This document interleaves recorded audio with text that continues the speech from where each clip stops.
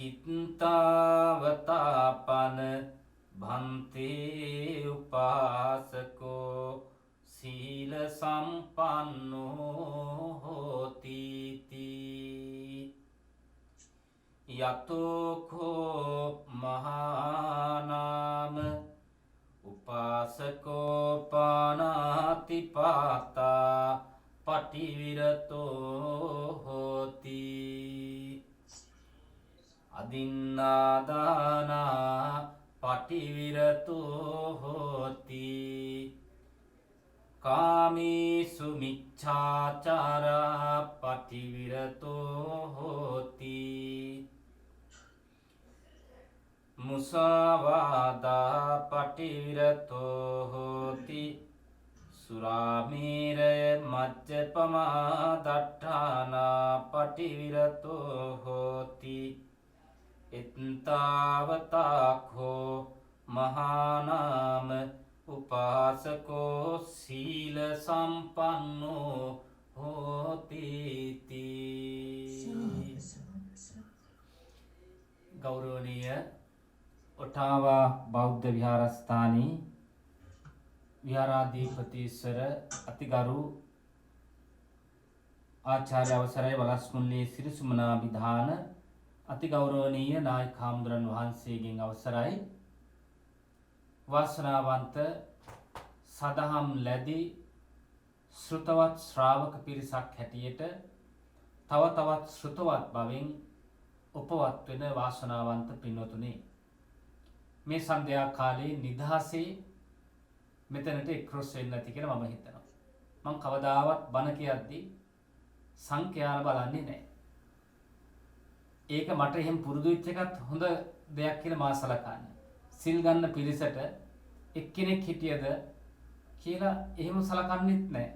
අඩුවක් කරන්නේත් නැහැ.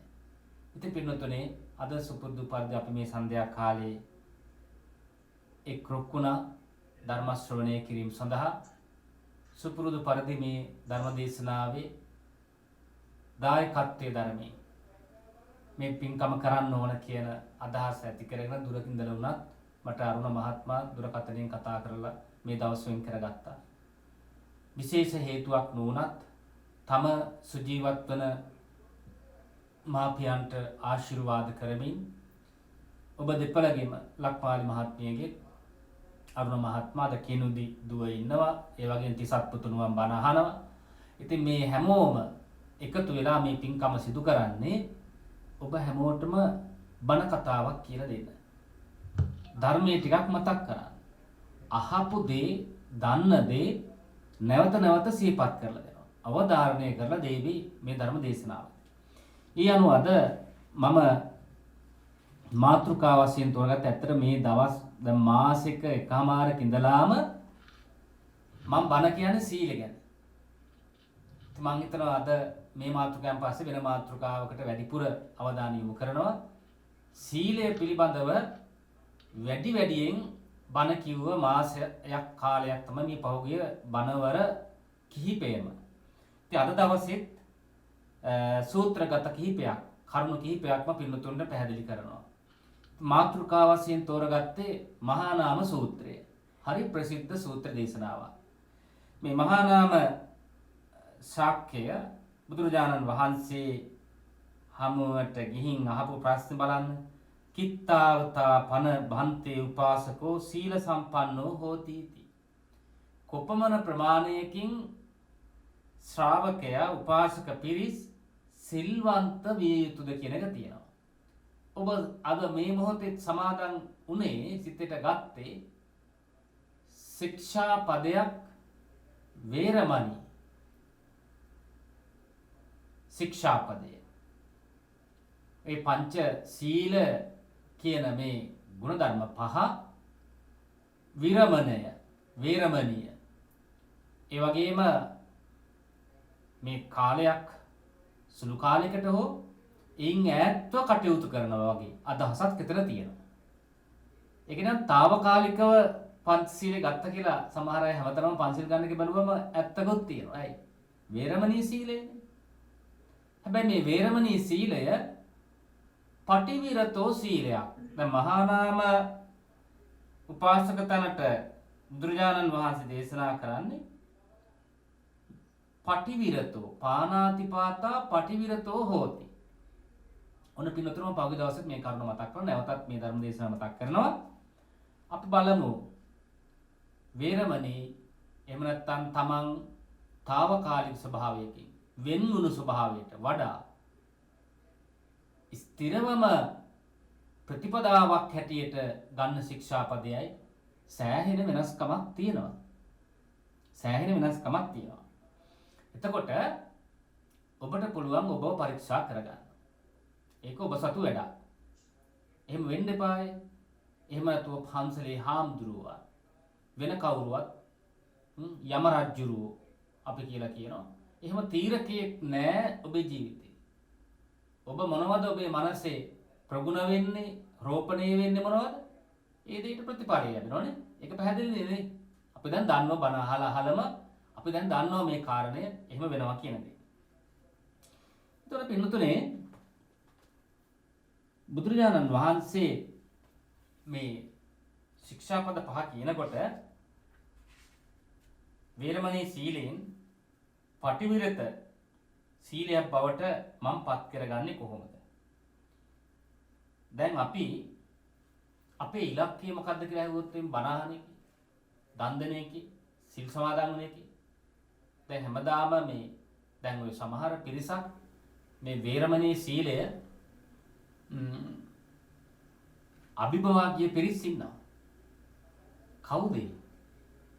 හරිම පැහැදිලිව කියනවා මට මේක වේරමණී නෙමෙයි මම පටිවිරත ස්වභාවය. එහෙම කෙනෙක් ධර්මදේශනාවකදී දැන් සිරිතක් හැටියට බණ කියනකොට මේක කිව්වා කියලා. Taman දන්නවා නම් අර්ථය මම දැන් පටිවිරත ස්වභාවයට මගේ හිත ගෙනල්ලා තියෙන්නේ කියලා පටිවිරත භාවය මගේ හිතේ තියෙනවා. අන්න ඒ වෙලාවට ඒක ආවර්තනය කරනවා. ඒ නිසා වරදක් නෑ. මේක වේරමණී කියලා වචනේ පාවිච්චි කරන සැනින්ම Tamanට වැටහෙනවා මේ පදේ ඇහෙනකොටම මම ඊට එහා ගිය ස්වභාවයකට මගේ මනස ගෙනවිත් තියෙන්නේ. මම සහ මුලින්ම මගේ සිතින් කිසිම ආකාරයකින්වත් මේ ප්‍රාණඝාතයක් සිද්ධ වෙන්නේ නැහැ. හොරකමක් සිද්ධ වෙන්නේ නැහැ. කාමී වරදවා හැසිරීම. අවුගිද අපේ සාකච්ඡාවේදී කියුණා ගිහි ජීවිතයක් ගත කරන ඔබට අඹුසමියන් වශයෙන් ජීවත් වන ඔබට ඒ කම්සප විදීම නෙවෙයි මේ වරදක් හැටියට කිව්වා. අපගේ ධර්ම දේශනාවලත් මතක් කළා. එහෙනම් මෙතෙන්දිත් පැහැදිලි කරන්නේ වරදවා.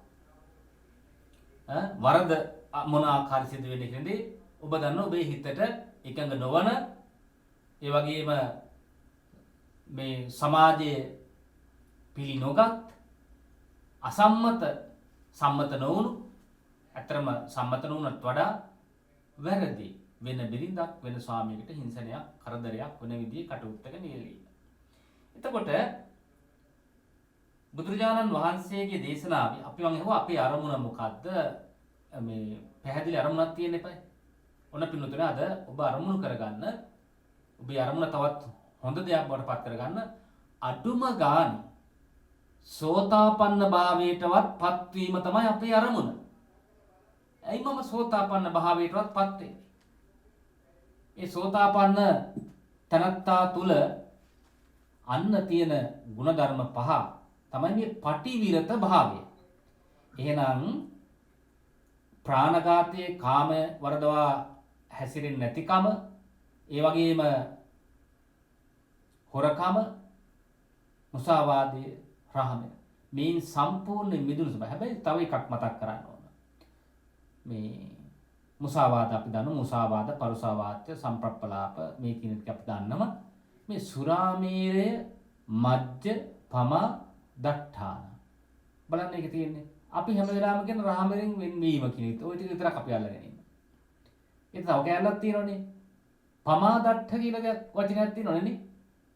ප්‍රමාදයට අන්න බලන්න. සුරාමේරය නිසා ප්‍රමාදී පුද්ගලයන් බවට පත් වෙන්නේ නැහැ කියන එක. අද කියන්න එපා ධර්ම දේශනාවේ හොඳ නිවුස් එකක් හම්බුණා. මේක නම් ගෙදර මහත්තුරුන්ට කියන්න හොඳ නැහැ. ඇහුවත් මේක වරදවා තේරුම් අරගෙන බොන්න පටන් ගනී කියලා.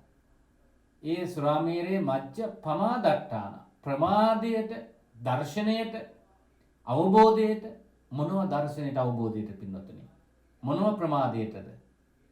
ධර්ම මාර්ග ප්‍රතිපදාවට ප්‍රමාදී පුද්ගලයෙක් බවට පත් වෙන ස්වභාවයට මත්පැන් පානය කිරීමයි මෙතන මේ කියන්නේ. පැහැදිලි දෙය කාරණාව නේද? එහෙමනම් මේ ඖෂධයක් හැටියට ඔය අතරින් පතර බොන මිනිසුන්ට මේක අල්ලගෙන දොස් කියන්න එපා. දැන් සරකාණි වග්ගීවලුත් සරකාණි කියන තැනත්තා සෝවාන් පුද්ගලයෙක්. එයා බීලා විහාරස්ථානට එන්නේ කටයුතු කරන්නේ. හැබැයි සෝවාන්. ඒතර ඔහු ප්‍රමාදී පුද්ගලයා වුණ බලන්න ඔබ තීරණය කරන්න. මේ හරි අපබ්‍රංශයක් නේ කරනවා. සුරාමේරේ මජ්ජ ඔහු ප්‍රමාදී බව. ඔහු දුකෙන් නිදහස් වෙලා. හිතන්න එපා දුකෙන් නිදහස් වුණාට පස්සේ ඇත්තරම් බොන්න පුළුවන්. එහෙම බිව්වා කියන එක නෙවෙයි කියන්නේ. ඔහුගේ පුරුද්දක් තිබුණා. ඔහුගේ ශරීරයට මේ ඇල්කොහොල් නැත්නම් මත්ද්‍රව්‍ය කියන දේ ගැනීමේ කලාවක් තිබ්බා. නමුත් ඔහුගේ අවබෝධයටවත් සිහි විකල්වන ඒ වගේම අවඩ කරන ඉබඳු පුද්ගලයෙක් බවට පත් වෙච්ච කෙනෙක් නෙවෙයි සරකාණි සෝවාන් වුනේ. එහෙමනම් මේ ශික්ෂාපද 5 සමාදන් වෙනකොට දැන් මේක ඇහුවට පස්සේ මේ කතාව අවසන් වෙනකොට ඔබට තීරණය කරන්න පුළුවන් ඇත්තටම මේ ඔය සමහර මුගක් දෙනා කැමැති සෝවාන් වෙලා කියලා හිතන් ඉන්නවා. ඒ හිතන් ඉන්න අයටත් ඔබ හමුයි ප්‍රකාශ කරන අයටත් තීරණය කරගන්න පුළුවන් ඇත්තටම අපි සෝවාන් වෙලා නම් මෙන්න මේ පටිවිරත භාවයට මම ඇවිල්ලාද සාමාන්‍ය කරුණු ටික. හැබැයි මම මේක සාමාන්‍ය උපමාවකට පෙන්වන පින්නතුන්ට ලංකාවේ තියෙන උසස් පෙළ විභාගය. දැන් මේ කොහොම ළමයි සාමාන්‍ය පෙළ ලියන ළමයි උසස් පෙළ ලියන්න ඕනනේ. කඩයින් තරඟකාරී විභාගය. මේ තරඟකාරී විභාගය සමත් වෙන ඔක්කොම විශ්වවිද්‍යාලය යන්නෙත් නැහැ නේ. යන්නේ. ඒකනොත් සුළු පිරිස යන්නේ. හැබැයි මේ විභාගය ඔක්කොම සමත් වෙන්නෙත් නැහැ. සමත් වෙන්නත් අමාරුයි. ඊටාම අමාරුයි. මම මේ ඒ වගේ කියලා කිව්වට ඒක ඒ වගේම කියලා නෙමෙයි මේ පුංචි උදාහරණයක් පැහැදිලි කළේ. අමාරුම කාර්යය තමයි සෝවාන් වෙන්නේ. එතනින් එහාට ගමන අමාරු වෙන්නේ නැහැ පින්නොතනේ. බැලුවම මගපල ඒ ස්වභාවය බැලුවම එතනින් එහාට ගමන අමාරු නෑ. පළවෙනි පියවරට ඇතුළත් වෙන්නයි අමාරු. පළවෙනි අවස්ථාව දුකෙන් මිදුණු පළවෙනි අවස්ථාවට පළවෙනි පියවරට අඩියට ගොඩ වෙන. එහෙනම් අපි බණහන අපි හැමෝගේම අරමුණ මොකක්ද? අපි හැමෝගේම අරමුණ දෙන්න ඕන සෝවාන් ඵලයකටපත් වෙන්න. එහෙනම් අපි දැන් සෝවාන් මග ඉන්න පිරිසක් මේ බණ අහන්නේ. සෝවාන් මග ඉන්න කැමැත්තක් තියෙන පිරිසක් බණ අහනවා. සමහරට සෝවාන් වෙච්ච අය ඉන්නවද මම දන්නේ නැහැ. නමුත් එහෙම ඉන්නවනම් අද ඔබට පුළුවන් පහුගිය දවසෙත් බණ වල තීරණය කරගන්න පුළුවන් වුණා.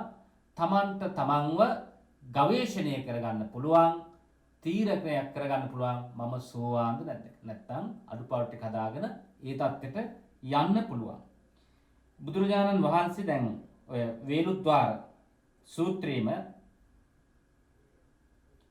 මේ අහනවා කෙටින් අපි කාම්භෝගී ජීවිත මම මේ මාතෘකාවෙන් බණ කිව්වා. කාම්භෝගී ජීවිත ගත කරන අපිට මේ ගිහි සැප භුක්ති විඳින අපිට පුළුවන් වෙයිද මේ ලෞකික සැප සම්පත් කෙරෙහි තියෙන අපිට සුගතියක් කරා සැපවන්ත ජීවිත කරා ලං වෙන්න පුළුවන්. පුළුවන් නේ? දැන් බලමු පුළුවන්. එතකොට අපිට පුළුවන්ද නිවන් අවබෝධ කරගන්න? පුළුවන්. එහෙනම් මොනවද අවශ්‍ය පින්නොත්නේ දැන්? ওই දෙකම පුළුවන්. එහෙනම් මට මේ ගිහි ජීවිතේ දගෙන සැපවන්ත ජීවිත ගත කරන්නත් පුළුවන්. දැනුත් සැපවන්ත ජීවිත ඔබ ගත කරන්නේ. ඊට අමතරව මේ සැපවන්ත ජීවිතයේ තව සුගතියට යන්නත් කරුණු සකස් වෙනවා. ඒක සැකයක් නැහැ. මේකින් ඕනනම් ඊතර වෙන්න තැනට කටයුතු කරන්නත් පුළුවන්. එහෙමනම් මේ සඳහා ඔබ පෘථග්ජනෙක් නොවෙන්න. පුහුදුන් පුද්ගලයෙක් නොවෙන්න. සසරේ සැරිසරන සාමාන්‍ය පුද්ගලයෙක් නොවෙන්න. සාමාන්‍ය. ඕකේ? මේ සාමාන්‍ය පුද්ගලයෙක් නොවෙන්න. ඔබ මොනවද කරන්න ඕන? එහෙනම් ඔබට අවශ්‍ය කරන්නේ මොකක්ද අවශ්‍ය මෙවලම? මොකක්ද පින්නතුනි? දැන් ඔබම උත්තරයක් හදාගන්න. ඔබට මොකක්ද අවශ්‍ය මෙවලම? සීලය අවශ්‍යයි. ප්‍රධාන වශයෙන් මට අවශ්‍ය කරන දේ තමයි සීලය. එහෙනම් අද ඔබ බණ අහන්නේ සීලය පිරිහීමෙන්. සීලය පිරිහුණොත් අපිට මොකද වෙන්නේ? ඔබ මහන්න. සිල්වන්තකමක් නැතිනම් අපිට මොනව වෙයිද? අපිට මොන වගේ දෙයක් මොන වගේ ප්‍රශ්නවලට මුහුණ පාන්න වෙයිද? පින්නතුනේ ඔබ පිළිගන්න වෙනවා ඔබ ගවේෂණය කරගන්න වෙනවා සීලය. දැන් මොකද්ද සීලය කිව්වේ? ඒකත් ඔබ දන්නවනේ. කාට හරි ජීවත් වෙන්න තියෙන අයිතිය. කුඹියෙකුට උනා, මදුරුවෙකුට උනා, මැස්සෙකුට උනා කාට හරි ජීවත් වෙන්න තියෙන අයිතිය ඔබ පැහැර ගන්න කැමතිද? ඔබ කැමති නෑ. නමුත් යම් ප්‍රායෝගික ප්‍රශ්න එන්න පුළුවන්. ගෙදර කරපොත්තෝ, මීයෝ, මැස්සෝ, කූඹි, වේයෝ මේවා ඔබ හිතන්නේ අයින් කරන්න තියෙන දේ ඝාතනය කිරීම කියලා. එහෙම හිතන ඔබ ඒකත් කරන ගමන් බණත් අහනවා. ඒ වැඩසටහනත් අඩුවක් නැතුව කරගෙන යනවා. මල තියෙන අය උගුල් තියෙන ඒවත් කරනවා. බණත් අහනවා, දානෙත් දෙනවා. ඒතකොට දැන් මේ දෙකම ඔක්කොම කරගෙන නම් හැබැයි මේ වැඩේ කරන්න බෑ. එහෙනම් ඔබට වේරමණී සීලය තියෙනවා, පටිවිරත භාවය නෑ. අන්න ඔබට එතනොත් හිතා ගන්න පුළුවන් ප්‍රාණඝාතය දිහා බැලුවම ඒ ශික්ෂාපදක මම ඒක උල්ලංඝනය කරන මම ඒ දේ කරන තැනැත්තේද නැද්ද කියලා. අන්න බලන්න කොච්චර සරල ප්‍රතිපදාවක්ද. මේකට මේ බෞද්ධ කියන ලේබල්වත් උපාසක උපාසිකා ලේබල්වත් ගියේ නෑ. තමන්ගේ අවංක භාවය තුළ මේ දේ තීරණය කරන්න පුළුවන් වුණා. ඒ වගේම හොරකම කියන දේ ඔබට අවංක වෙන්න. කිසිම විදියක මම පහුගිය කාලේ කිව්වා කිසිම ආකාරයක තමන්ට මේ දෙයට සම්බන්ධ නොවි කටයුතු කරන්න හැකියාවක් මම විස්තර යන වෙන කරුණු තව කියන්න ඕන නිසා එතනත් එහෙමයි. ඊ වගේම තමයි වචනය. දැන් ඔබ සෝවාන් නම් ඔබ හොරකම් කරන්නේ නැත්තම් ඊළඟට වෙළඳාමේදී කරන වංචා, කූට වෙළඳාම මේ වගේ දේවල් වෙන්න පුළුවන්. ඒ වගේම ව්‍යාපාරික දේවල් වලදී දැහැමි විදියට සාධාරණ විදියට ඒ දේ කරන්න පුළුවන්. වස විස වෙළඳාම් කරන්නේ නැත්තම් ඊළඟට කෑමක් වුණා වසවිස නරක් වෙච්ච කන්න බැරි දේවල් මේ විදිය අපි එහෙම වෙළඳාම් කරන්නේ නැහැ. එතකොට මෙන්න මේ වගේනොත් අපි වැළකෙනකොට අන්න ඔබට තීරණය කරන්න පුළුවන් මම මෙහෙමවත් කරන්නේ නැති කෙනෙක් නේ. එතකොට මගේ ස්වම සෝවා මගද ඵලද ලැබලා තියෙන කියලා තීරණය කරගන්න පුළුවන්. ඊළඟ කාමය ගවේෂණයට මේ වචනය පිළිබඳව ගත්තොත් එහෙම කාමය ඔය වර්ධව හැසිරෙන්නේ නැති ස්වභාවය විවාහක කෙනෙක් එහෙම නැත්නම් අද මේ වර්තමාන මේ සමාජවල බෝයිෆ්‍රෙන්ඩ් ගර්ල්ෆ්‍රෙන්ඩ් වශයෙන් ඇසුරු කරන යම් ස්ථාවර භාවයක් කාම්භෝග ජීවිතේ ඔබ ඇති කරගත්තා නම් ඒදී පමණයි. එතනින් නැතුව ඔබේ සරණ භාවය හැසිරීම් රටාව ඊට වඩා වෙනස් ගිය රාගයෙන් මත්තුණු ස්වභාවයක් නම් අන්න ඔබේ අර වීරමණී සීලයක් නැහැ. ඔබ පටිවිරත භාවයට යන්නෙත් නැහැ. ඔබේ සීලයක් නැහැ. ඔබ ප්‍රශ්න ගොඩක තමයි ඔබ එතකොට ජීවත් වෙන ස්වභාවයක් ඇති කරගන්න. ඊළඟ වචනේ ගත්තන් පස්සෙත් එහෙම වෙන්න ඕන. බලන්න පින්නතුනේ අද සමාජය ගත්තොත් එහෙම මේ ප්‍රමාදය ඇති කරන ප්‍රමාදයනේ මොකටද මේ ප්‍රමාදය ඇති කරනවා කියලා කියන්නේ? යහපතට සෝවාන් ඵලයටපත් වෙන තියෙන දෙයටයි ඔබ දැන් ප්‍රමාද වෙන්නේ. වෙන දෙයකට නෙවෙයි. අපි කියන මේ බස් එකට ප්‍රමාද වෙන, වැඩට යන්න ප්‍රමාද වෙන. ඒවත් ප්‍රමාද තමයි. නමුත් සිංහල භාෂාව හැටියට මේ ධර්මයේ තියෙන ප්‍රමාදය කුසලයට යහපතට හිත ගෙනියන්න තියෙන ප්‍රමාද දවස ගානේ ප්‍රමාද වෙනවා. නාකි වෙනවා, වයසට යනවා. මේ දේ සම්පූර්ණ කරගන්න බලන්නේම නැහැ. එතකොට මේ වචනය තුල ඔන්න හරි පරිස්සම් වෙන කාරණාවක් විශේෂයෙන්ම ඇති කරගන්න ඕන සිහි බුද්ධියෙන් ජීවත් වෙන එහෙම නැත්නම් යෝනිසෝ මනසිකාරයේ තියෙන තරත්ත ජීවත් වෙන්නේ කිසිසේත්ම වචනයක් කටින් පිට කරන්නේ කෙටියෙන් කියන්නේ. එපා කාටවත් හානියක් වෙනවා. ඒක Tamanටත් හානියක්, අන්නයටත් හානියක්. කට පරිස්සම් කරගෙන අපි ඉන්න පුළුවන් නම් අර බොරුව කේලම හරි මේ දෙවලදී හරි කල්පනා වෙන්න ඕන. කොහොමද මං සෝවාන් වෙන්නේ? කොහොමගේ සීලය? කොහොම මං ප්‍රායෝගිකව මේ දේ කරනවද? ලැබුණු තැන ලැබිච්ච අවස්ථාවේ මනසේ තිබුණොත් එහෙම දැන් මේ බණ අහනකොට නෑ. ඔන්න දැන් කොහේ හරි තැනකදී මතුවෙන්න පුළුවන් අවස්ථාවල අද තැන මතුවෙන්න පුළුවන් මේ දේවල්. ඒ වගේම පරිස්සම් වෙන්න. ඉතින් ඒ වගේම අර සුරාමේරේ මැද ප්‍රමාදයට හේතු වෙන විදියට විනාශකාරී ස්වභාව ධනයත් විනාශයි. තමන් කායිකවත් ඍද්ධ බවට පත් වෙනවා. මේ වගේ තත්ත්වයට පත් වෙනවා නම් අන්න ඒ තත්ත්වෙන් වැළකෙන්න ඕන. පටිවිරත භාවයට ආවම ජීවිතේ හරි පහසුයි. ඒ වගේම මිබදු ජීවිතයක් මේ විදිහේ වචන මේ විදිහේ මේ කියන ස්වභාවයන්ගේ තමන් වෙන් වුණා ඈත් වුණා. එතකොට මොන වගේ ජීවිතයක්ද දැන් මම ගත කරන්නේ? ඔන්න බලන්න දෙවෙනි කාරණේ. ওই ටිකෙන් වෙන් වුණු ගිහි ජීවිතයක් අපි දැන් ගත කරනවා. නිකන් හිතන්න දැන් අපි මොන වගේ පිරිසක්ද එතකොට? අපි ගෙදර දොර කටයුතු කොහොම වෙයිද? එතකොට අන්න බලන්න මෙබඳු පුද්ගලයාගේ ගෙදර හරි සිරියාවන්තයි පින්වතුනි. බහුභෝග සම්පත් වල අඩුවක් නැහැ. ගෙදර නෝන මහත්මිය දරුවෝ හරි සතුටින් ඉන්නේ. බොහොම සැනසීමෙන් ගත කරන ජීවිත බවට පත් වෙනවා. මේ ජීවිතය තුලමනේ මේ නිවන තියෙන්නේ. මේ සැනසීම ලබන්නේ මේ ජීවිතය තුලමනේ. මේ බණ අහන්නේ මරණයෙන් පස්සේ නිවන් දකින්නද? සමහර අය හිතන් ඉන්නවා. නිවන් සුව ලැබේවා. මේක ප්‍රාර්ථනා කර ඉන්නවා. ඇයි දෙයියනේ මේ සුවය මේ සැනසීම මේ ජීවිතේම ගන්නකෝ. මේ වේරමණී සීලය පටිවිරත සීලයක් කරගන්නකෝ. මේක මට දෙන්න බෑ. මේක කොහෙවත් ගන්න බෑ. හැබැයි බෞද්ධ ප්‍රශ්නයක් නෑ මෙතන. මේ ලෝකේ ඕන මිනිස්සුන්ට මේ ස්වභාවයෙන් වෙන් වුණු මිනිස්සු ඉන්න පුළුවන්. එනිසා ඔබ දැන් ධර්මයේ දන්න මේ ප්‍රතිපදාව තුළ ගමන් කරන හොඳ පිරිසක් මේ ටික අහනකොට ඔබට සතුටක් ඇති වෙන්න ඕන. මම පටිවිරත භාවයට පත්වෙච්ච කරුණු පින්නතුන්ට ඇත්තටම සටහන් කරගන්න පුළුවන් මනසේ මම මේ දේවල් අඩුපාඩු හදාගන්න පුළුවන්. ඒතකොට පින්නතුනේ එහෙම නැතුනොත් එහෙම මේ ගෙදරදොර ජීවිතේ හරිම අවුල් සහගතයි. ඔබට කියන්න ඕනේ නෑ. සීලේ නැති ගෙදර ජීවිතය හරි අවුලක්. ඒ නිසා හරි සරල ප්‍රතිපදාවක් නෙමෙයි තියෙන්නේ බැලුවම. මේ අමාරු කාරණාවක් නෙවෙයි මේ කියලා තියෙන්නේ. ඒ නිසා මේ වගේ දේවල් ඇහුවම පින්නතුන්ට පුළුවන්කමක් ලැබෙන්න ඕන. තමන්ගේ ජීවිතය සුගතිය කරා යන තත්ත්වයට පත් කරගන්න. අන්න බලන්න. දැන් අපි ඊළඟට අහලා බලමු මේ ජීවිතේ එහෙම වෙනවා නම් මේ සීලය පිරිහුනොත් මේ ජීවත් වෙන කාලෙම සීලය පිරිහිලා නිවන ප්‍රාර්ථනා කර ඉන්නවා.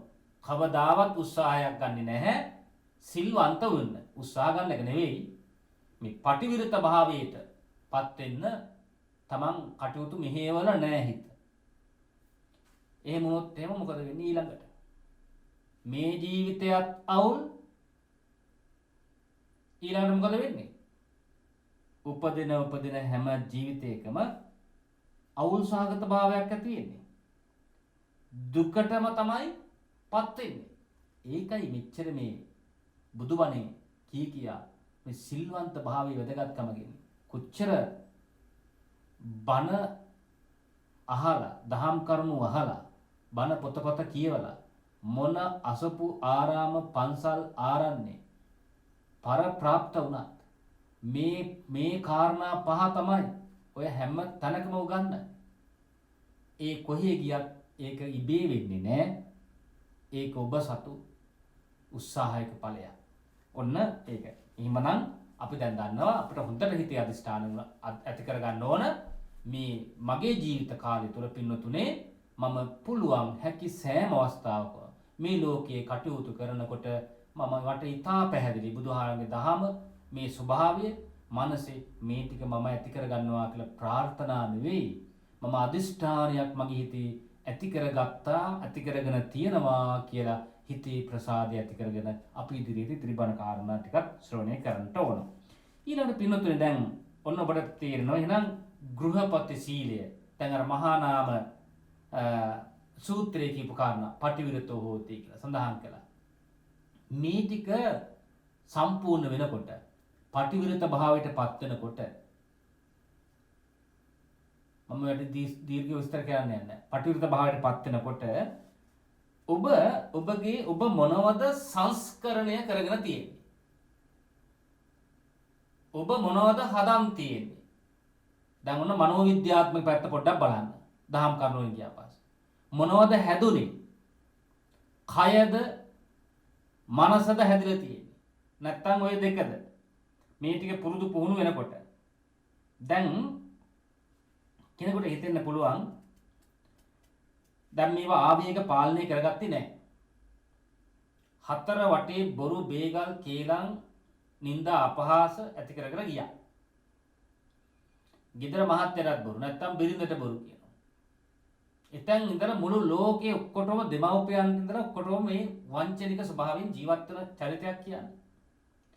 එහෙම වුණොත් එහෙම ඒ චිත්ත සංතානය ඒ තනත්තාගේ සිත දැවෙන, තැවෙන, පිලිස්සෙන, දුක හිතෙන, සනසීමක් නැති ස්වභාවය. ඒතකොට මේ ඇතිකලේ බාහිර පුද්ගලයෙකු තවන්න.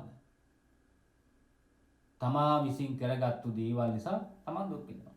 එහෙමනම් තමන්ගේ සීලය,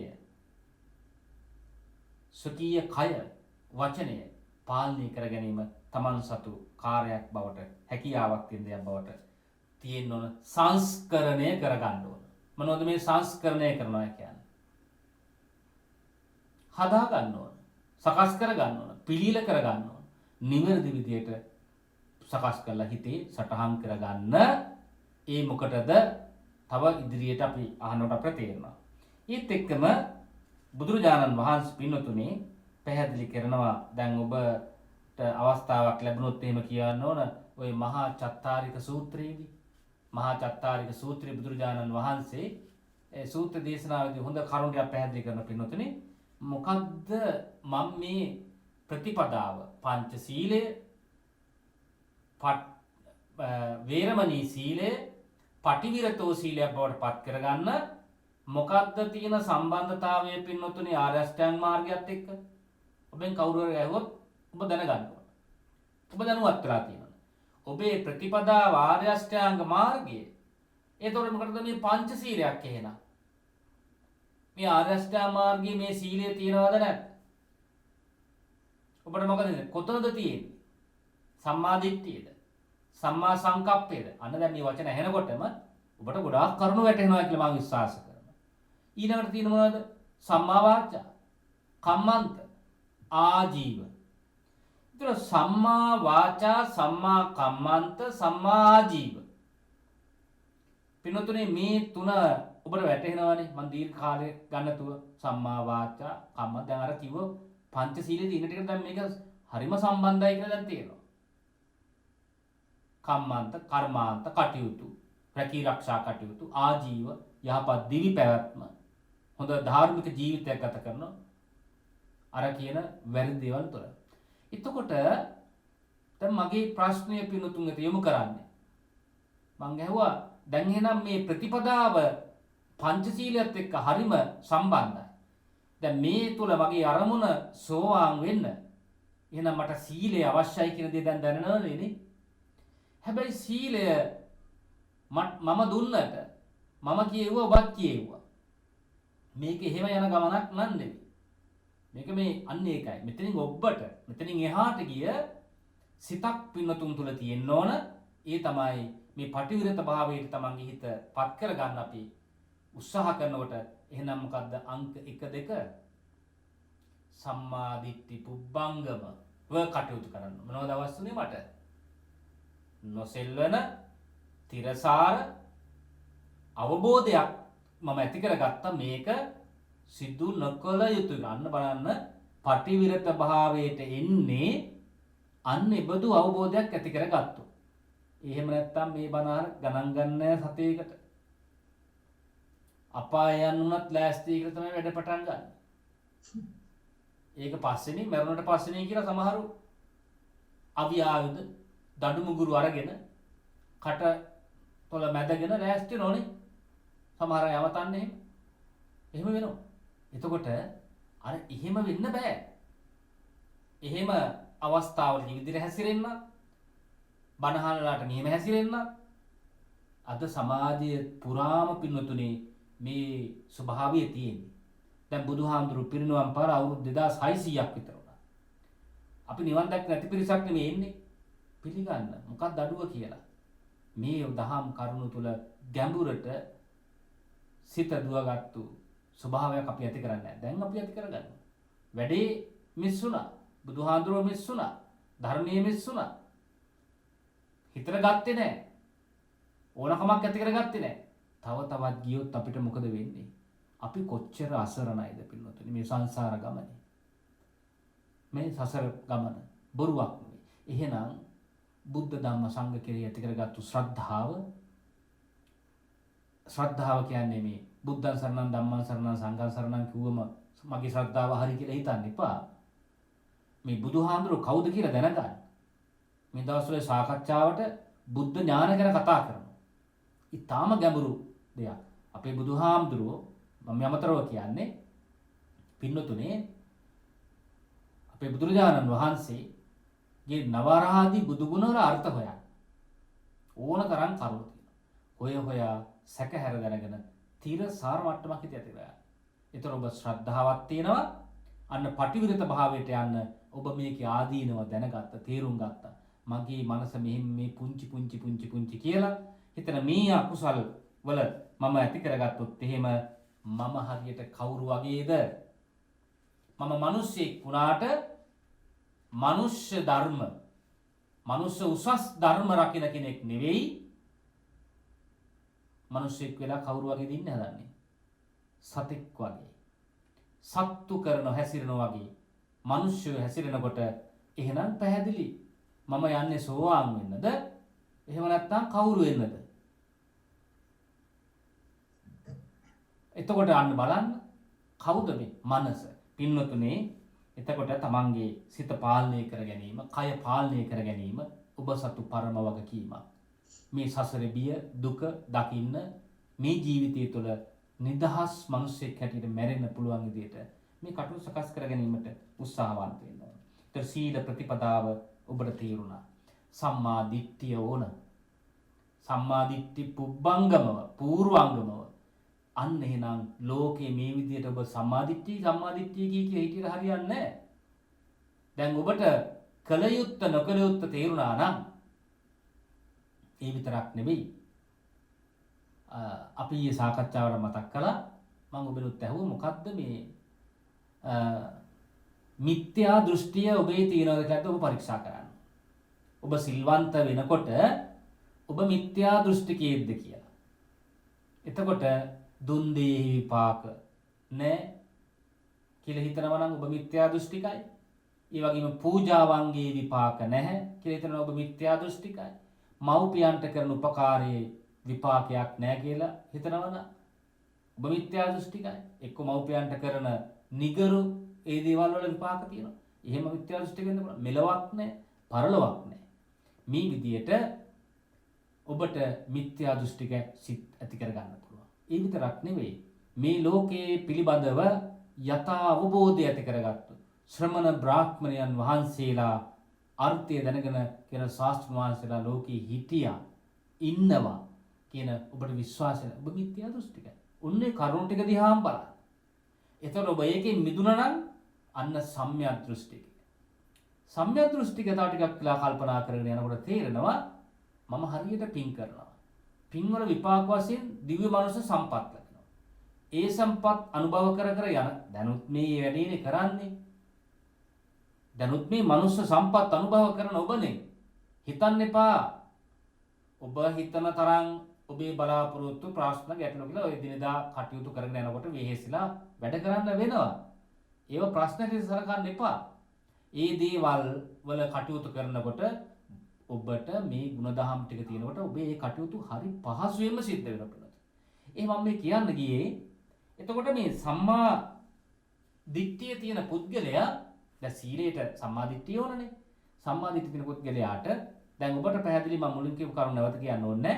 ඔබේ තියෙන ලෞකික සම්මාදිට්ඨිය කියන්නේ මොකක්ද? ලෞකික සම්මාදිට්ඨිය තියෙන පුද්ගලයා අන්න වේරමණී සීලයේ ඉන්නවා. ඔව් කරන්නේ ඒකට සම්බන්ධ වෙන්නේ නැහැ. මගහැරලා ඉන්නවා. හැබැයි මොකද්ද මේ මගහැරීමයි මගහැරුණු සිතකට වැලකිලා ඉන්න සිතට යලි ඒ දේ කරන්නට තියෙන ඉඩකඩ තියෙනවද නැද්ද කියලා? තියෙනවා. පටිවිරත භාවය කියන්නේ ලෞකික ස්වභාවයේ තියෙන කෙනා ඒ වගේ වැලකිලා ඉන්නවා. අපි වැලකිලා ඉන්නම කියනවා. ඒ ඉන්න කෙනාට ලැබෙන ඵලය මොකද්ද? දැන් ලෝකෝත්තර සම්මාදිට්ඨියකුත් තියෙනවා. ලෞකික සම්මාදිට්ඨිය කියන ස්වභාවයකුත් තියෙනවා. අපි මේකත් දැනගන්න ඕනේ. දහමේ සම්මාදිට්ඨියක් ඇති කරගත්තු පුද්ගලයා කියන්නේ මිත්‍යා දෘෂ්ටියක් දැකලා ඒකනුත් ඉවත් වෙලා ලෞකික සම්මාදිට්ඨිය මොකක්ද කියලා තේරුම් අරගෙන ඒ කෙරෙහි තමන් ඇති කරගන්නවා මොකද්ද? අනේ අනිච්චං අනේ අනිච්චං අනිච්ච දුක්ඛ අනාත්ම භාවය තේරුම් ගන්නවා. මොකද්ද මේ කියන කතාව? මේ කාරණාව නම් ලේසියෙන් කිරිවර කරන්න පුළුවන් වෙද්ද නැහැ. කිටියෙන් මේක එකට සිදු වෙන්නේ. ඔබම කියන්නේ අනේ අනිච්චන් බලන්න මොකද්ද කොහෙද මතුවෙන්නේ? මම සරල කාරණාවක් පෙන්නන්නම් පින්නතුන්ට. දැන් ඔබ දකිනවා දැන් මගතොට මෙහි යනකොට හොඳටම බීපු මිනිස්සු ඔය පොළොව බදාගෙන වැටලා ඉන්න සමහර තැන්වලනේ සමහරට පස් කාගෙන ඇඟ සීරු මඩ දාලා ගන්න. අනේ අනිච්චන් සසර දුකක හැටි කියලා හිතනනේ. ඊළඟ පෞද්ගල දවසේ ඒ වගේම කියනවා ගුත්තිල කාවිලියු හාමුදුරුවෝ කියනවා එක තැනක ඉඳ ඉඳ එක වෙහෙර විඳ විඳ දහම් මනහර බිඳ බව දුක් සසර අනේ දෙව්දත් නොදිටි මොක්පුර කියලා. හරිම මේ වැත්තෑරේ හාමුදුරුවෝ කියන මේ කවි බලන් නිකන් හිතලා මෙහෙම කිව්වන් පස්සේ උන්වහන්සේගේ කවි සංකල්පනාවේ තිබුණු ඒ අදහස මොන වගේ අදහසක්ද කිව්වේ? ඉඳ ඉඳ එක වෙහෙර විඳ විඳ දහම් මනහර. හරි පැහැදිලිනේ. එකම විහාරස්ථානේ. බුද්ධ ශ්‍රාවකයන් වහන්සේලා දක්න ආශ්‍රය කරනවා. බුදුරජාණන් වහන්සේගේ අසුර ලැබුණා. අනේ බිඳ බව දුක් සසර. මේ සසරේ දුක බිඳ ගන්න බැරි වුණු අනේ දෙව්දත් නොදිටි මොක්පුර. නිවන් මාර්ගට අනේ දෙව්දත්ට යන්න බැරි වුණානේ. අපිටත් අර පාරේ වැටලා ඉන්න දුගියෝ මගියෝ මිනිසුන් දැක්කම අනේ සංසාරික හැටි නේද කියලා ඔබට අනිච්ච භාවය දැනෙන්නේ නැද්ද? අන්න බලන්න දුක්ඛ භාවය, අනාත්ම භාවය, අනුකම්පාව සහ කම්පණය ඒ පුද්ගලයන් කෙරේ ඇති වෙනවා. ඒ තියෙන්න ඕනේ. ඒකට පුද්ගල කළු මිටි උස ආගම් ಜಾති ભેද නැහැ එතන. එහෙම තියෙනවා නම් එතන ඔබේ ප්‍රශ්නය. අන්න සම්මා දිට්ඨිය මොකද වෙන්නේ? දැන් මේ ලෝකෝත්තර පැත්තට යන සම්මා දිට්ඨියේ ස්වභාවය, ලෝකෝත්තර සිතක තියෙන ස්වභාවය කාට විපතක් වුණත් අනේ අනිච්ච අනේ සස අන්න අනිච්ච අනේ ලෝකේ තියෙන අනිච්ච ස්වභාවයක හැටි විපතක හැටි තීරුම් ගන්නවා. මේක අපේ අර ගම්බුදොරා වල අම්මලා මේ කියන මහා බණ කතා නොදැනගත්තට උන්දලා වහම හිතට මේ කරුණ ඇති කරගත්තා. ත්‍රිලක්ෂණිය දැක්කා. උන්දර නිවන් මාර්ගට සෝවාන් මාර්ගට පත් වුණා. පත් වෙනවා.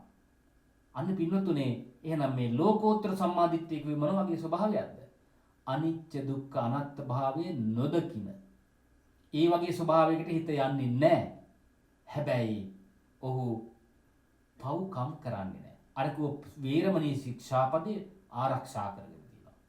හැබැයි පටිවිරත භාවය ඇති කරගන්නේ අන්න අර විදියට සමාජයේ තියෙන අනිච්ච දුක්ඛ අනාත්ම භාවය තමා තුළ අභ්‍යන්තරවත් බාහිරවත් තමා තුළත් බාහිර සමාජය මේ හැම ආකාරයෙන්ම මේ ස්වභාවය දැක හිතට අරගෙන මෙනෙහි කර යෝනිසෝ මනසිකාරය ඇති කරගනිමින් යන කෙනා ත්‍රිලක්ෂණය ලෝකෙ දැක්කා. අන්න ඔහු කොහෙටද මූ වෙන්නේ එහෙනම්? පටිවිරත සීලයට යනවා. එයානම් ලේසියෙන් කාමයේ වර්ධව හැසිරෙන්නේ නැහැ. කවදාවත් රහමෙරක් මේ තොලකට ගාලා නිකන් අර ප්‍රමාද භාවයට බණ අහන් සමහරු බණත් අහන. බණ කතා ලියනවා. බණ පොත් කියවනවා. හැබැයි තේ හැන්දක තරම් හරි මත්තම් පොඩ්ඩක් මේක වරදවා තේරුම් ගන්න එපා. මම මේ කියන කාරණා වරදවා තේරුම් ගන්න. නමුත් Taman ප්‍රමාදී භාවයට පත් කරගත්තු එයින් වෙනසුණු විකාර වෙච්ච පුද්ගලයෙක් බවට පත් වෙලා නැහැ. අන්න බලන්න. එතකොට අනිච්ච දුක්ඛ අනාත්ම ලක්ෂණය තියෙන මනුස්සයා ඒකයි මම පින්තුන්ගෙන් අහන්නේ ලෞකික සම්මාදිට්ඨිය තියෙන එකනා කොහොමද මල් පූජා කරන්නේ? මිත්‍යා දෘෂ්ටිකයා කොහොමද මලක් පුදාන්නේ? ලෝකෝත්තර සිත් තියෙන තැනත්ත කොහොමද මලක් පුදාන්නේ? මම පහු දවසට මම මේ ධර්ම දේශනාව තා නිකන් හිතලා බලන්න. එතකොට ඒ සියලු සමාජයේ කෙරෙහි මෙත්තා කරුණා මුදිතා උපේක්ෂා මේ බ්‍රහ්ම විහරණ ගුණ අර ලෝකෝත්තර සිතේ තියෙනවා. අනිත්‍ය හිලා දැකලා තලා පෙළන අනිත්‍ය විපතක් කරන ඒ ස්වභාවය මේ ජීවිතය තුලම නැහැ. හිතන්න එපා මේක කවදා හරි පස්සේ කාලෙක මෛත්‍රී බුදුහාඳුරන් පහල වෙච්ච කාලෙක ඔය ටික අත්හැරලා දාන්න බැරි දැන් උන්වහේ යන විදිහට යනවා කියලා. එහෙම කරන්න බෑ. එහෙම කල් දාන්න පුළුවන් දෙයක් නෙවෙයි. එහෙම කල් දාන අනුවන සිත් ඇති කරගත්තු පින්නතුන්ගේ බවට පත් වෙන්න. මේ මොහොතේ වරද දකින්න, මිදිය යුතු දේ මිදෙන්න, අත්හරින්න ඇති වෙන්න ඕන.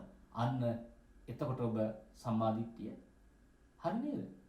එතකොට ඔබ ලෞකික தත්යෙන් මිත්‍යාවෙන් මිදුණා, ලෞකික සම්මාදිට්ඨිය ඇති කරගත්තා, ලෞකික සම්මාදිට්ඨිය තිබුණ තරත්තා, ලෝකෝත්තර தත්ත්වෙට හිත ඇති කරගත්තා. ඒ විතරක් නෙමෙයි. සංකප්පත් හොඳ වෙනවා. සංකල්පනාව. දැන් දෘෂ්ටිය හරිනේ.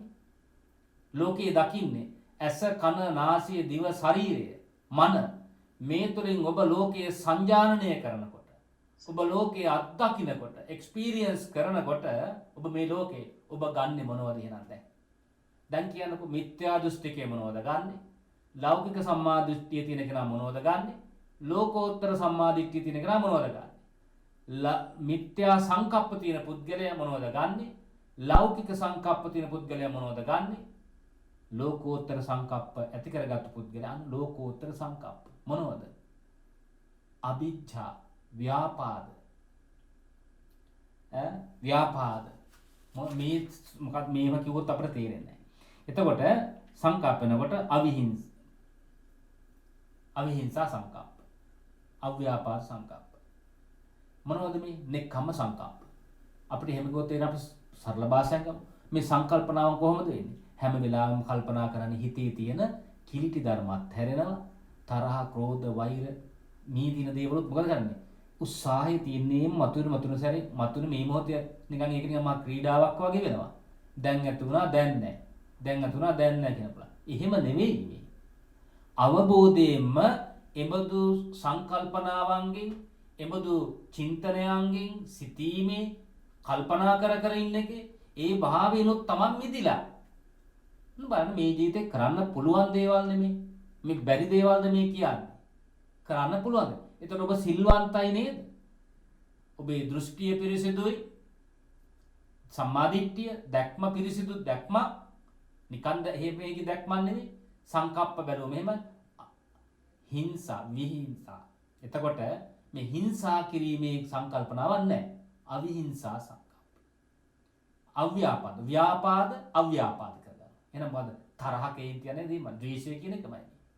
ඉමුදු දේවල් හිතේ බඳලා බන්ධනය කරගත්තු හටගන්න ස්වභාවයක් නැහැ.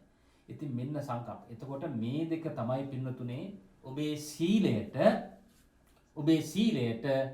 වැදගත්කමක් තියෙනවා කියන දේ ඇති කරගන්නේ සම්මා දිට්ඨිය සම්මා සංකප්පතෝ තුන. ඒතකොට සම්මා වාචා කම්මන්තා ජීව කතා කරන්න දෙයක් නැහැ නේ පින්නතුනේ. දැන් පැහැදිලිනේ ඔබටනේ ආර්ය අෂ්ටාංග මාර්ග ප්‍රතිපදාවෙම තියෙන ශික්ෂාපද පහක්නේ මම මේ වේරමණී සීලයේ හැටියට ගත්තේ. දැන් මට ඕනකම තියෙන්නේ මේක වේරමණී භාවයෙන් නෙවෙයි විරමති භාවයට මම පත් කර ගන්නවා පුළුවන් පින්නතුනි. බැරි වෙන්නේ. අන්න එතකොට ඔබට අර මං මුලින් කිව්ව සෝවාන් තත්ත්වයට යන්න පුළුවන්. මේ පුංචි කාලයක් හරි අරගෙන මේ කාරණාව එක මතක් කරගන්න තව එක සූත්‍රගත කාරණාවක් මම සටහන් කරගත්ත පින්නතුන්ට කියන්න හම්බුනොත් කියවන්න. සම්පූර්ණ මම මේකේ පුංචි කොටසක් ගත්තේ. රාසි සූත්‍රය. මේ රාසි සූත්‍රය කියලා එකක් තියෙනවා. සංයුත්ත නිකායේ රාසි දවසක් කියනවා මේ ගම්මුලා දෑනිය පින්නතුනේ. ගම්මුලා දෑනිය කියනවා රාසි කියන ගම්ම බුදුරජාණන් වහන්සේ මුණ ගැහෙන්නේනවා. ඉතින් රාසි ඇවිල්ලා මේ වගේම කතාවක් මේ කියනවා මේ හරි බොරුවක් කියන්නේ රාසි. ඇවිත් කියනවා බුදුරජාණන් වහන්සේ ගෞතමයන් වහන්සේ මේ තාපසයන්ට හරියට ගරහනවා කියලා ආරංචි. බනිනවා. ඔබ බුදුරජාණන් වහන්සේ තුරු පිරිස. එතකොට එහෙම බනිනවා කියලා ආරංචි, දොස් කියනවා කියලා ආරංචි මේ තාපසවරුන්ට කියන මේ රාශිය ඇවිල්ලා බුදුරජාණන් වහන්සේට කියලා. බුදුහාමුදුරු කියනවා ඒක නම් බොරුවක්. ශ්‍රමණ බ්‍රාහ්මණයන් වහන්සේ භික්ෂුන් වහන්සේලා එහෙම කරන පිරිසක් නෙමෙයි. ඒ අය මේ ශාසනයේ ඉන්න භික්ෂුන් බලන්න පිළිතුර හරි හොඳ කාරණාවක් මේ භික්ෂුන් වහන්සේලාට අහන්න හැදෙන්න හොඳ කාරණාවක් මේ. ඒ තමයි කියන්නේ මේ පිරිස මේ අධික ශරීරයට දුක් දීමනොත් ඈත් වෙලා ඒ කියන්නේ අධික ලෙස කටුක ලෙස එක එක නිකන් වැරදි වෘත්ත අනුගමනය කරන පිරිසකුත් නෙමෙයි මගේ ශාසනයේ ඉන්න භික්ෂුන් වහන්සේ. ඒ වගේම අධික කාමභෝගී ජීවිත ගත කරන අර ගිහියෝ වගේ සැපවන්ත ජීවිතවල ගිහිල්ලා කම්සප විඳින පිරිසකුත් නෙමෙයි. මේ අය මේ මධ්‍යම ප්‍රතිපදාවක් අනුගමනය කරන පිරිසක් කියලා අර ආර්ය අෂ්ටාංග මාර්ග ප්‍රතිපදාව ආර්ය අෂ්ටාංග මාර්ගයේ බුදුරජාණන් වහන්සේ මධ්‍යම ප්‍රතිපදාව හැටියට පෙන්වතුනේ ඔන්නතන රාසි සූත්‍රය පෙන්වනවා. එහෙම කියලා අපි දෙගොල්ලටම හොඳ කතාවක් කියනවා. භික්ෂුන් වහන්සේලාට බණහන පින්වතුන්ට. ඉතින්ද කියනවා ගිහි පින්වතුන් විසේ කියන කරුණු කීපයක් කියන මම ඒක පොඩි කෙටිම සටහන් කරගත්තා. ඒ තමයි කියනවා මේ රාසි මේ ගාමිණී කියලා සූත්‍රය ඇත්තේ. ගාමිණී කියලා ගම්මුලා දෑනියට ගමේ නායකයට කියනවා යම් කිසි කෙනෙක් අධර්මයෙන් ඒ වගේම වැරදි ක්‍රම සාහසික ක්‍රමවලින් වැරදි ක්‍රමවලට අනුව වස්තුව උපයනවා. හැබැයි තමන් එහෙම වස්තුව උපයන තමන් භුක්ති විඳින්නෙත් නැහැ. අන් අයට දෙන්නෙත් නැහැ. පිනක් කරන්නෙත් නැහැ. එහෙම පිරිස් මේ සමාජයේ ඉන්නවා. අන් බලන්න සිල්වන්තයෙක්ද එතකොට එයා උපයන තියෙන සිල්වන්තියද නෑනේ. ඕන් තේරුම් ගන්න මේක.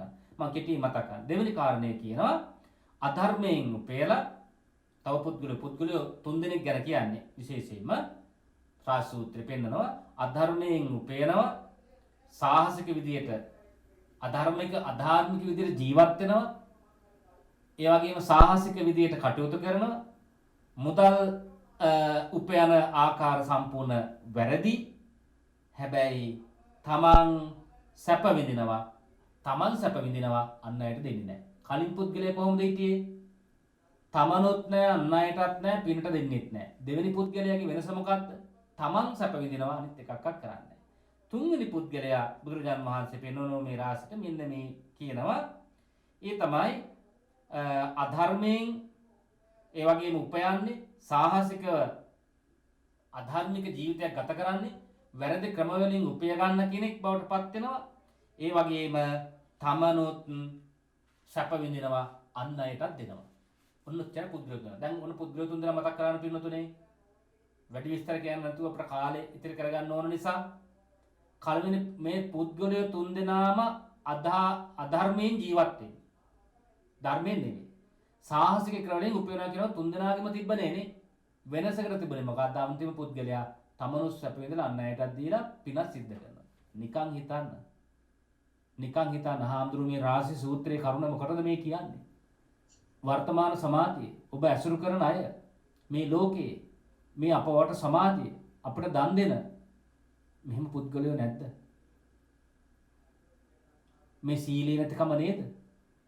අධර්මයෙන් ජීවත් වෙනවා, වැරදි ක්‍රම වලින් උපයනවා, ඒ වගේම තමනුත් සැප විඳලා ඒ වගේම අන් අයට සැප විඳින දෙනවා, පින් දහනුත් කරනවා. එහෙමයි ලෝකේ නැද්ද? ඉන්නවා. එතකොට පින්නතුනේ මේක වෙන්න ඕනේ කාරණේ මොකද්ද? මේක වෙන්න ඕනේ මම දීර්ඝ විස්තරයට යන්නේ නැහැ. දැන් ඔබට පැහැදිලි මේකේ. අපි ධාර්මිකව ජීවත් වෙනවා නේ පින්නතුනේ. පංචශීලයේක අපි ධාර්මිකව ජීවත් වෙනවා. ඒ විතරක් නෙමෙයි. වැරදි ක්‍රම වලින් අපි උපයගෙන නැහැ. අපේ දෑත දෙපය වෙහෙසවල අපි රැ දවල් උපයපු දෙයක් තමයි අපි ස්වාමීන් වහන්සේලාට අපි දන් දුන්නේ. ඒ වගේම අපිත් භුක්ති විඳලා දරුවන්ටත් දීලා නෑයන්ටත් සලකලා සමාජයේ යුතුයකම් කරලා ඔය ටික කොහොම කරන පින්නතුන් ටිකක් නේද මේ බණ අහන්නේ.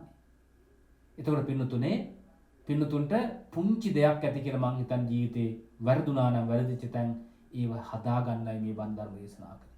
ඔය විදියටම කියන භික්ෂුන් වහන්සේලාට. ඔය විදියටම මේක කරුණ භික්ෂුන් වහන්සේලාට තවත් කරුණු පැහැදිලි කරනවා. මේ රාසි සූත්‍රය ඉතින්දි පැහැදිලි වෙනවා. ඉතින් මේකෙන් ගත්තේ මේ පංචශීල ප්‍රතිපදාව තුල අපි ජීවත් වෙන අපිට අපි ප්‍රමාද වෙලා නැහැ. අපේ ජීවිතේ අපේ අඩුපාඩුකම් හදාගන්න කාලේ තියෙනවා. ඒ නිසා gedara dora gederimම මේ වැඩ පටන් ගන්න ඕන පින්වතුනි. එහෙම ඇති කරගෙන අපි ජීවත් වුණොත් අපේ ජීවිතය අපි මෙලොවදීම සෝවාන් ඵලයටපත් වෙනවා කියන අදිෂ්ඨාන හිතේ ඇති කර ගන්න ඕන. එහෙමනම් ඇති කර ගන්නට මා සන්තක කරගත යුතු වන්නේ රාගය නිසා, ද්වේෂය නිසා, මෝහය නිසා මා තුළ උපදින මේ අකුසල සිත් ඇති වෙන්න පුළුවන්. ඒක පිළිගන්න. අහංකාර වෙන්න එපා. මදිකමක් කියලා සලකන්න එපා. අපේ මේ පින්වත් පිරිස මේ ජීවිතය තුළ කෙසේ හෝ අන්න වේරමණී සීලය පටිවිරතෝ සීලයක් බවට පත් කරගෙන අපි කටයුතු කරනවා කියලා හැමෝම සාදුකාර පවත්වන්න. ඉතින් පින්වතුනි තව ඔය වගේම කාරණාවක් ඉතින් හිතට ආවා මේ අග්ගිකන්දෝපම සූත්‍රයේ භික්ෂුන් වහන්සේලා වමනේ දැම්ම කිව්වේ.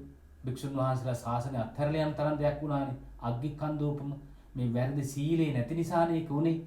සිල්වන්තකම නැති නිසා. එතකොට අපේ ජීවිතයේ මේ සිල්වන්තකම සීලය ප්‍රධානයි.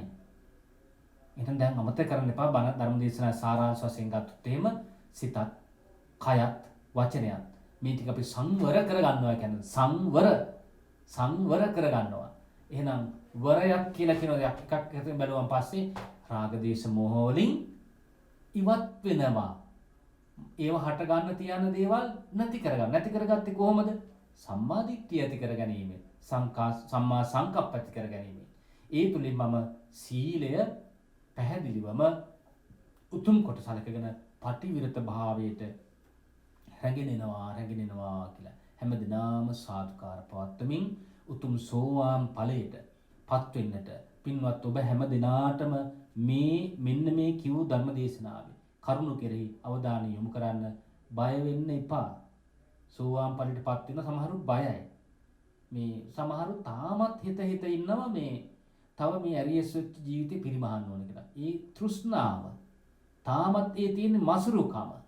එහෙම තියෙනවා නම් මේ වැඩේ කරන්න බෑ. ඉතින් එහෙම නැතුව භව හතක කිව්වනේ. මොකද්ද මේ භව හත පින්නතුනේ? සෝවාන් තනත්තට හම්බෙන භව හත මොකද්ද? හත් පාරක් උපදිනවා කිව්වනේ. ලේසි වැඩක්ද?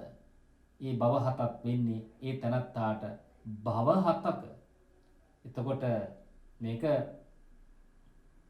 භව ගමනේ අවස්ථා හතක උපදින්නට අවස්ථාව ලැබෙනවා. සමහර වෙලාවට සෝවාන් ඵලය, සකෘදාගාමි මග, සකෘදාගාමි ඵලය, අනාගාමි මග, අනාගාමි ඵලය, අරහත් මග, අරහත් ඵලය. මේ පියවර හතට ගමන් කරන්නට ඔහුට ලැබෙනවා. එහෙනම් සහ මුලින්ම දුකින් මිදී නිදහස් වෙන නිවන දක්වා ගමන් කරන්නට අඩුම ගානේ සෝවාන් ඵලයටවත් එන්න ඕන හුස්මක් ගන්න. සනසිලිදායක හුස්මක් ගන්න, නිවුණු භාවයක් ඇති කරගන්න සෝවාන් වෙන්නවත් ඕන. ඔබට හම්බෙලා තියෙනවා සද්ධර්ම ශ්‍රවණය, කලණ මිතුරු ඇසුර හම්බුණා. එතකොට දැන් අවශ්‍ය කරන්නේ යෝනිසෝ මනසිකාරයත් ධම්මානුධම්ම පටිපත්තිය නිලෙන්න. සිල්වන්ත පුද්ගලෙක් ධම්මානුධම්ම පටිපත්තිය නිලීමම තමයි සිල්වන්ත භාවය.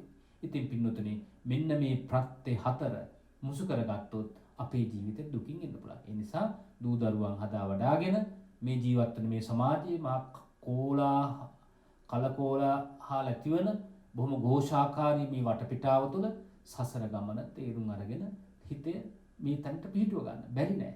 ඉතින් එහෙමනම් අපේ මේ වාසනාවන්ත පින්වතුන්ට ඒ උතුම් සෝවාන් ඵලයට පත්වෙච්ච කෙනෙක් ඉන්නවනම් එතනින් එහාට සකෘදාගාමි මග යන්න ලැබෙන්න ඕන, ඵල ලබන්න ලැබෙන්න ඕන. සෝවාන් මග ගමන් කරන මේ පිරිසට මම කියන්නෙම සෝවාන් මග ගමන් කරන පිරිසක් කියලා බය නැතුව. හේතුව ඔබ මෙච්චර බණ අහමින් දන් දෙමින් අපව පෝෂණය කරමින් සම්බුද්ධ ශාසනයේ චිරපැවැත්ම රැකගෙන කටයුතු කරන්නේ ඔබ වගේ පින්වතුනි. ඒ නිසා ඔබ හැම දිනාටමත් උතුම් සෝවාන් ඵලයට යන ඒ ආර්යකාන්ත සීලයක් කියලා අපි කියන දෙන්නේ. ඒ මොන සීලද අපි කියන්නේ එතකොට? සෝවාන් පටිවිරත සීලයට අපි කියනවා ආර්යකාන්ත සීලය කියලා තව නමක්. වීරමණී සීලය අපි එදා ගෘහ ජීවිතයේ මෙවෙන් වැළකුණා කිය මේ දේවල්ෙන් ඈත් වෙන ස්වභාවය. හැබැයි මම මේක වර්ධනය කරගත්තු මේ පහම සහ මුලින්ම ඉවත් වුණු අවස්ථාව තමයි ආර්යකාන්ත සීලය බඩපත් කරගත්තේ. පටි විරත සීලයක් බවට පත් කරගන්නවා කියලා සාදුකාර පවත්වමින් අදිෂ්ඨාන කරලා. ආකාසට්ඨා ච බුම්මට්ඨා දීවානාගා මහිද්దికා පුඤ්ඤන්තං අනුමෝදිත්වා චිරන් රක්ඛන්තු ලෝක සාසනං. ආකාසට්ඨා ච බුම්මට්ඨා දීවානාගා මහිද්దికා පුඤ්ඤන්තං අනුමෝදිත්වා චිරං රක්ඛන්තු දේශනං. ආකාසට්ඨා ච බුම්මට්ඨා දීවානාගා මහිද්దికා පුඤ්ඤන්තං අනුමෝදිත්වා චිරං රක්ඛන්තු තං සදාති. පින්වතුන්, මේ අවස්ථාවේ දේශනා කළ ධර්මයේ සම්බන්ධව පින්නතුට කාලේ තියෙනවා ප්‍රශ්නයක් අසන්න විමසන්නට. ඒත් එක්කම අරුණ මහත්මයා, ලක්මාලි මහත්මයා, ඒ වගේම අම්මා තාත්තා ලක්මාලි මහත්මිය ගෙදර ඉන්නවා. කෙනුදී ඒ වගේම තිසත් පුතුණුවන් ඇතුළු පිරිස ඉන්නවා. පින්නතුන් ඔබ හැමෝම හඳුනනවා මේ ධර්ම දේශනා මාලාවේ කටයුතු ආරම්භ කරගැනීමේ පුරෝගාමීව කටයුතු කරපු පවුලක් හැටියට අද මේ ධර්ම දේශනාව බාරගෙන මම හිතනවා අවසරේ සෑහෙන ප්‍රමාණයක් මේ ධර්ම දේශනා පින්කම් පින්වතුන් සිදු කරනවා. අද දවසෙත් මේ සිදු කරගත්තු පින්කම ඇත්තටම මේක ධර්ම දානීය දෙන්න ඔබ සෑහෙන වෙහසක් දරලා කටයුතු කරන පින්වතුන් පිරිසක්. ඉතින් මේ අවස්ථාවේ ඔබ හැදූ වැඩු මව් දෙමව්පියන්ට පින් සිද්ධ වෙන්න ඕන. මේ පින ඕන පින්වතුනේ අපිට අර සෝවාන් ඵලයට යනකම් පින ඕන පින්වතුනේ. සමහරු මේ පින් කරන්නේ මේවා ඕව කරලා වැඩක් නැහැ කුස. හොඳ දෙයක් අපේ පින්වතුන්ගේ හිතේ තියෙන්නේ. නරක දෙයක් නෙවෙයි. නමුත් පින් කර කරම තමයි මේක යන්නේ. හැබැයි පිනට ඇලෙන්න කියනව නෙවෙයි. උපාදානය කරගන්න නෙවෙයි. පිනේ තියෙන වාසි වැදගත්කම් බලලා ඒකෙදි ඇලෙන්න කියනව නෙවෙයි මේ. නමුත් නිවන අවබෝධ වෙන තෙක්ම මේ පින ඔබ ඔසවා තබනවා. එතනට මනුෂ්‍ය භාවයකට, ජීවිතයකට, දෙවියෙක් වුණත්, ඒ වගේම දෙවිවරු පවා සමහරලාට මනුෂ්‍ය වේශ අරගෙන හරි බණ අහලා ඒ වගේම මාර්ගඵල අවබෝධ කරගන්නට කටයුතු කරන බව දහම් සඳහන් වෙනවා. ඒ නිසා පින්වතුන් මේ සිදුරගත්තු පින් මියගිය ඥාතීන්ට බොහෝම කරුණා මෛත්‍රියෙන් යුක්තව අදිෂ්ඨානයක් කරන්න මේ පින් දෙනවා කියලා කරන්නේ මෛත්‍රී වැඩිවීමක්මයි. ඒ නිසා හැමෝම මේ ඉන්න සහභාගීුණු සියලු දෙනා බලන්න කොච්චර වටින පැයක්ද ඔබ ගත කළේ කියලා. බණ ඇහුවා. කෙනෙක් ආරාධනාවක් කළා. ඒ බණට අපි සහභාගී වුණා. මේ කියපු කරුණු කෙරෙහි, සීලය කෙරෙහි හොඳ සංකල්පනාවක් ඔබ නිමග්න කළා. කුසලයකනේ මේ වෙලාව හිටියේ. වරදකට හිත යන්න දුන්නේ නැහැ කියලා මා විශ්වාස කරනවා. ඉතින් ඔබ හැමෝම නම් මේ ගියා වූ සියලුම ඥාතිතයි සින්න පින් දෙන්න පුළුවන් පින්කමක් අද ගෙදර ඉඳගෙනම සිද්ධ කරගත්තා. ඉතින් එහෙමනම් මාත් එක්ක ගාතාව කියලා ඒ ඥාතිවර ආදී පිරිස් ඔබගේ මව්පියන් එම අම්මා පාර්ශවයෙන් තාත්තා පාර්ශවයෙන් මේගේ ඥාතිවරු ආදී පිරිස ඇති ඒ හැම දිනාටම පින් සිද්ධ වෙන්න ඒ වගේම පින් අනුමෝදන් වෙන්න උපන් ජීවිතය කොහේ හිටියත් කොහේ ගත කළත් ඊ අයටත් මේ මාර්ගඵල අවබෝධයේ පිණිස නිවන් පිණිසම හේතු වේවා කියලා සාදු කියලා ගාතාවක් කියලා පින් දෙන්න. ඉදම්මේ ඥාතිනං හෝතු සුඛිතා හොන්තු ඥාතයෝ ඉදම්මේ ඥාතිනං හෝතු සුඛිතා හොන්තු ඥාතයෝ ඉදම්මේ ඥාතිනං හෝතු සුඛිතා හොන්තු ඥාතයෝ. දැන් පින්නතුන් නිහඬව හිටියෙන්ද දැන් පුරුදු වෙන්න ඕන මේ ලැබිච්ච මේ අවස්ථාවෙන් යමක් විමසන්න. හොඳද? කාලේ ගියා අනිත් අය අර මේව කියයි. එහෙම අනිත් කවුරුවත් මං හිතන්නේ මේ දන් සභාවට එකතු වෙන මේ පින්නතුන් දැන් එහෙම දොස් කියන්නේ නැහැ කාගේවත්.